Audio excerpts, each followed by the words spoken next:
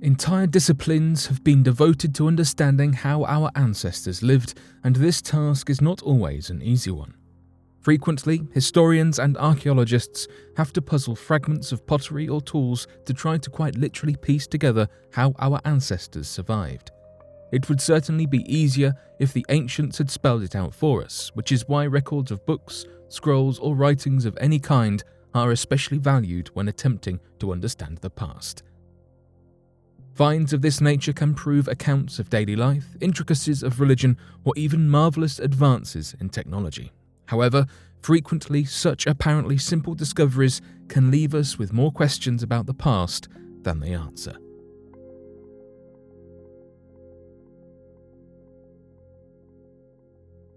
The Pikatrix.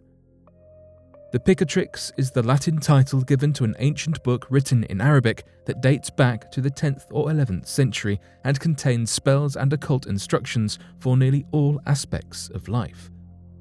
Its Arabic title translates to the aim of the sage or the goal of the wise, and it contains such detailed descriptions of magic and astrology that it has become highly influential in many cultures all over the world. Grouped into 4 books, each containing several chapters, the Pikatrix covers nearly any subject that an ancient magical practitioner could wish to master, including the motion of the planets and stars and their effects on Earth, how to communicate with the celestial bodies, summoning spirits, avoiding harmful spirits, magic and its properties, drawing the vigor of the moon for use on Earth, and creating scientific compounds for experimentation. Most of the instructional recipes contained in the Pikatrix are intended to bend astrological and natural forces towards a personal will, bringing about a desired outcome such as finding treasure, exterminating rodents, healing the sick, and the list goes on and on. However, the recipes and concoctions included within the pages of this book are not for the faint of heart, an aspect that has contributed greatly to its notoriety. Some of the more dangerous ingredients include blood, bodily excretions, and brain matter, as well as a litany of psychoactive medication and hallucinogenic plants. Ingesting the contents of a recipe from this book would result in an altered state of consciousness or even loss of life. John Michael Greer's translation of one recipe states, "Take 4 ounces of the blood of a black dog, 2 ounces each of pig's blood and brains, and 1 ounce of donkey brains. Mix all this together until well blended. When you give this medicine to someone in food or drink, he will hate you." Perhaps it doesn't take an expert in astrology and the occult to know this much. The Pikatrix is also a book with enormous historical insights, despite the dubious and frequently dangerous contents. Some scholars believe that the unusual formatting is indicative of a student or students who were taking notes, as if during a lecture, and the book represents the common teachings of the era, although no true proof backs this theory up.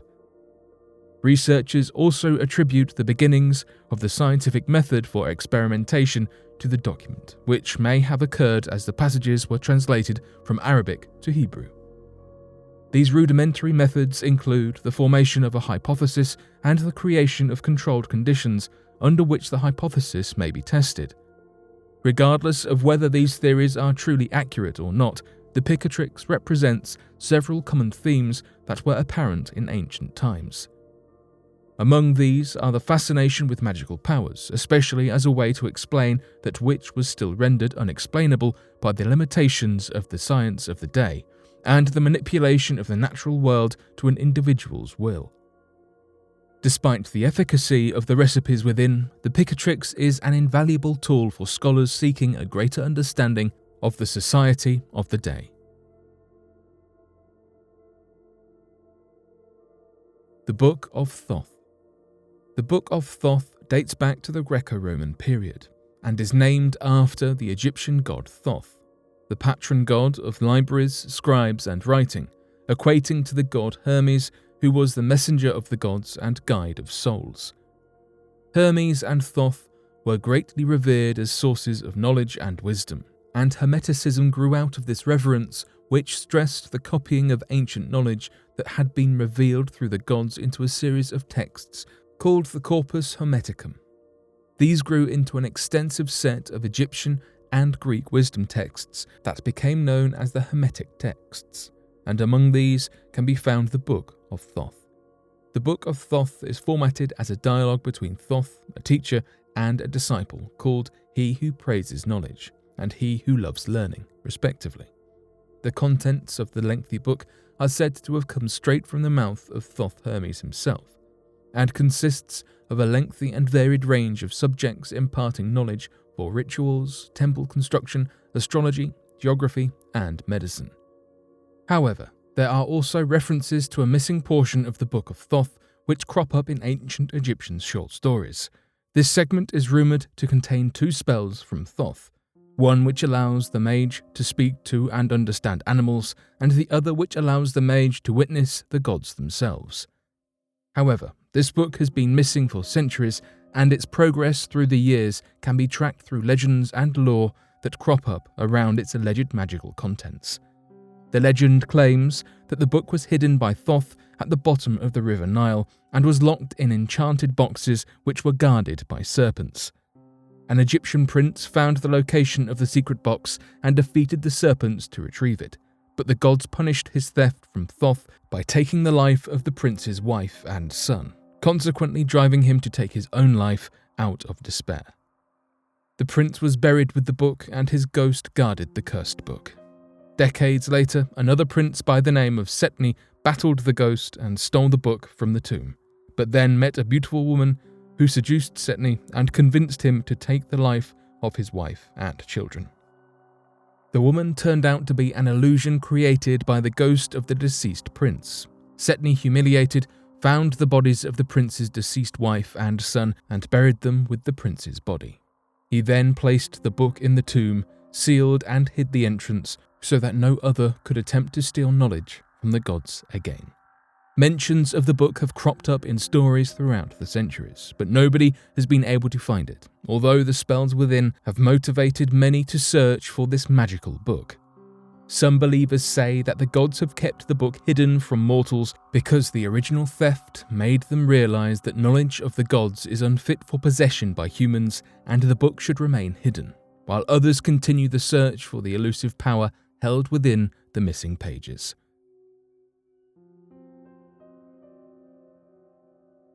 Sworn Book of Honorius. One of the most prominent eras of magic was the medieval ages, where magic was both feared and widely practiced. This is the period from which many grimoires and magical texts originate, but one of the first and most influential of these is easily the Sworn Book of Honorius, also known as the Liber Juratus. According to the prologue, it was created to act as a reference for the preservation of the core teachings of sacred magic, despite violent persecution by the Church, presumably the Pope John XXII, who served from 1316 to 1334. The actual date of composition is uncertain, with potential references to the work cropping up as early as the 13th century, with the first concrete record occurring in 1347. The magical knowledge contained within the pages supposedly was a result of a conference of magicians who gathered to save their knowledge in the face of almost certain persecution if discovered. Consisting of 93 chapters, the topics within range from saving one's soul from purgatory to catching thieves and finding treasures. It also includes detailed instructions for summoning and controlling demons and the performing of other spells which might be helpful for a mage, as well as lengthy knowledge of what lies in heaven and the use of angelic powers and seals. The book was originally published in Latin, and the current Latin version is the oldest version that is most representative of what the original would have contained. What is known today as the Sworn Book of Honorius the Magician is the result of the only known attempt to publish an English translation based off of the document and is considered grossly inaccurate as the translator omitted large portions, misinterpreted others, and on the whole took enormous liberties with the translation. However, as the best English translation, it is still considered a valuable collectible. The Liber Juratus also does not turn away from Christianity in its quest to share knowledge of magic and begins the book with the statement, "In the name of the Almighty God, our Lord Jesus Christ, the true living God." However, at the same time, the authors acknowledged that the possession of such magical knowledge as was contained within the chapters could be deadly for the possessor, as well as the authors, and the information should be guarded carefully. Several times the book commands the possessor to only pass it on to those who he knows to be godly, worthy, and faithful, and who have been these things for more than a year. Strict restrictions were placed on copying the contents of the text, the most notable stating that only one handwritten copy may be made for personal use, and this copy must be buried with the owner in the grave. Despite these dire warnings, however, the book remains a valuable reference for those who wish to practice magic and is widely known and distributed even today. These magical objects and grimoires are vital tools that are studied by both modern-day witches who wish to practice their craft, as well as scholars and historians seeking to understand the history of magic in societies. Luckily for mages, those who practice magic in the 21st century are much less likely to be persecuted or to face being burned at the stake by their peers.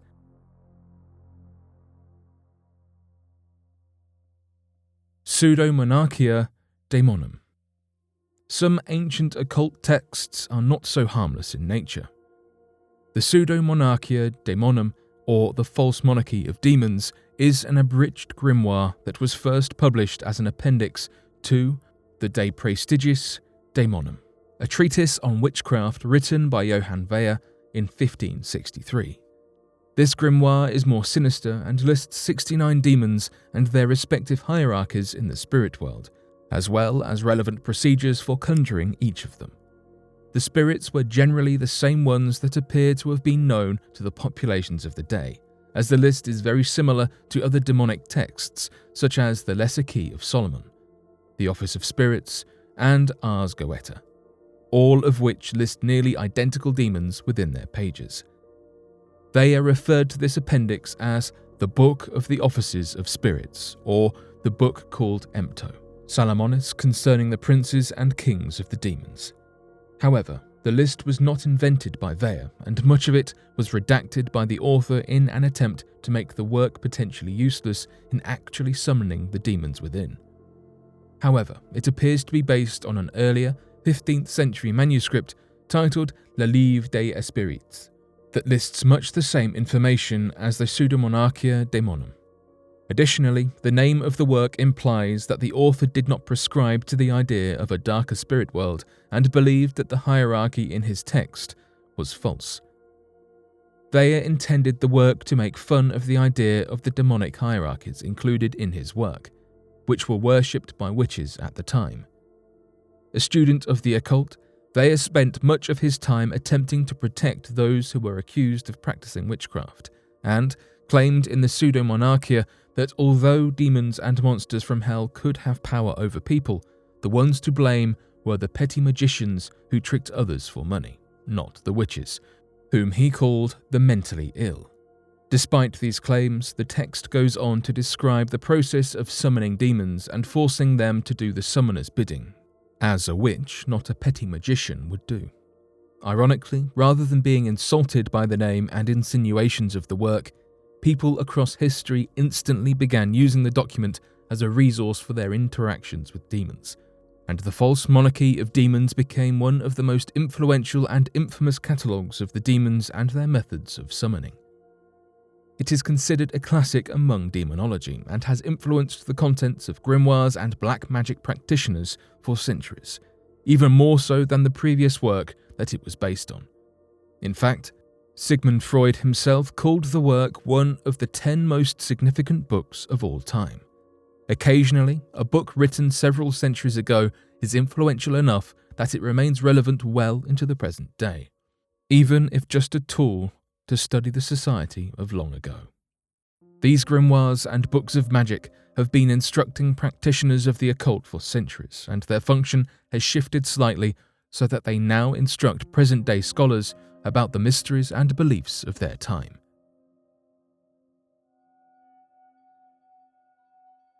Arbitel damagia veterum. The Arabic culture is not the only one whose ancient ancestors left instructive magical texts for historians to puzzle over. The arbitel damagia veterum was a Latin book published in 1575 in Switzerland, when publication and distribution of printed works was only just beginning to take off. Translated, the title becomes Arbitel, on the Magic of Ancients, and scholars believe that it insinuates that the knowledge contained within the pages is from a divine or prophetic source. Although the book does deal with magic, its nature would have appealed to the people of the time, as it describes in a clear and uncomplicated manner the positive relationship between humanity and celestial hierarchies, and does not contain what would have been regarded as black magic by skeptics of the day. In fact, it frequently quotes the Bible as a source and advocates kindness, charity, and honesty in the user. However, it is not a religious text and is a straightforward grimoire that instructs the magus in spells and lifestyle, albeit a generally harmless one. Despite grimoires being relatively common for the age, the arbitel damagia veterum was groundbreaking in its approach to handling the matters of the worldly. It was one of the first works to use terms such as theosophy, anthroposophy, and theosophia as differentiators of knowledge sources both divine and human in nature. The simple, straightforward, and positive nature of this grimoire made it incredibly influential in its day, and it is still regarded as an invaluable historical document. However, due to the widespread Christian beliefs at the time, which thoroughly and completely vilified anything with a magical origin, the book was banned in many churches and learning institutions, and those who studied the grimoire despite this were frequently punished with expulsion. It did not help its popularity that several accused witches in the centuries following the publication attributed their spells to the arbitel. Despite this, many continued to study the work, and several scholars viewed the book as more religious in nature, claiming that the spells in question were not really spells, but religious ceremonies that provided a vessel to speak to God. Because of its history and contents, the arbitel damagia veterum is still studied to this day, although now it is cited by historians with much more regularity than mages.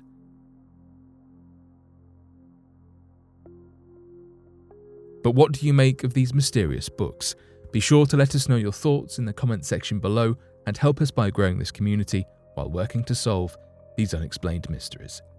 Thank you for watching, and don't forget to subscribe for more videos.